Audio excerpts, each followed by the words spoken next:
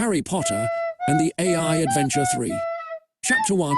It was a new start to the year, and despite being adults now, Harry, Ron and Hermione were forced to stay in school as a result of their poor grades due to constantly fighting off evil wizards and such. This first day back, Hermione entered the lunch hall with her face set in a pained expression. She looked around desperately, searching for someone she trusted to talk to. "Hey guys, where's Hermione?" she finally asked as she approached the two boys, both of whom had already taken seats at an empty table by the wall. Harry turned around from where he was packing his bag into his trunk.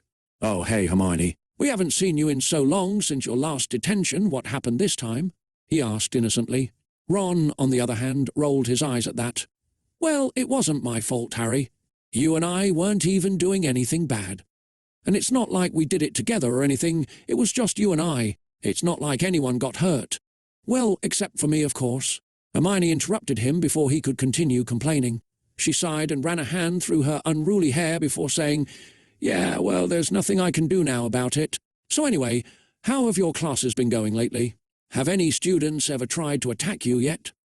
Harry shook his head before responding, "No, no one else has tried to attack me, but I think some sixth years did try to curse us after we broke their potions book, but they got distracted by something else instead." "Really? What did they get distracted by?" Ron inquired curiously, looking down the hallway, searching for whoever had stolen their food while they had been talking. "I don't know. They didn't actually explain themselves. We all just walked off the scene afterwards." Hermione frowned thoughtfully before glancing over at the other end of the hall and spotting someone she recognized. "Hello, Hermione. Are you still mad at me?" she asked sweetly, causing Harry and Ron to turn around too. "I wasn't sure if you had remembered our appointment with Madame Pomfrey last week," Hermione explained, scaring the boys as her schizophrenia started to creep up. She was talking to herself.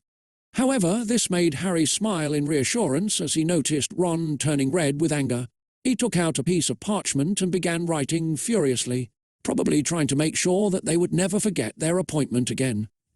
"So, about your appointment, you said we should get you some antidepressants or some medication," Ron suggested to Hermione, still writing furiously but not as much so as he had done previously. "I told you already, I don't need any medication," she retorted irritably, making Harry jump in surprise. Yeah, no, you don't. I just meant that maybe a new treatment might help you. I mean, you're not going insane, right?" Ron asked, clearly uncomfortable with the fact that Hermione was talking to them while completely unaware of her. "No," Hermione replied simply before turning to walk away without saying another word. "What's her problem today?" Harry asked his best friend when she left the cafeteria.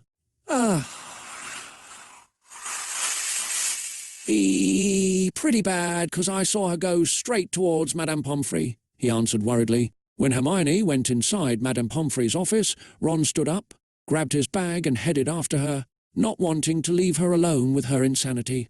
Unfortunately, by the time he made it to the office, Hermione and Madame Pomfrey were gone. Damn it, where could she have run off to? He wondered aloud before grabbing his sandwich and heading towards his next class. When he arrived at his classroom, he found that only Professor Babbling and Mr. Filch were present. "Where's Hermione Granger?" he questioned the professor with a frown. "Oh, you mean Miss Granger," Filch responded cheerily. "She was supposed to be here 10 minutes ago. What did you tell her to wait for?" "She's always late to things, so I never really pay attention when she isn't here," he said exasperatedly. "I told her to meet up with Professor Dumbledore and discuss her upcoming projects." Harry nodded and decided he couldn't care less either way.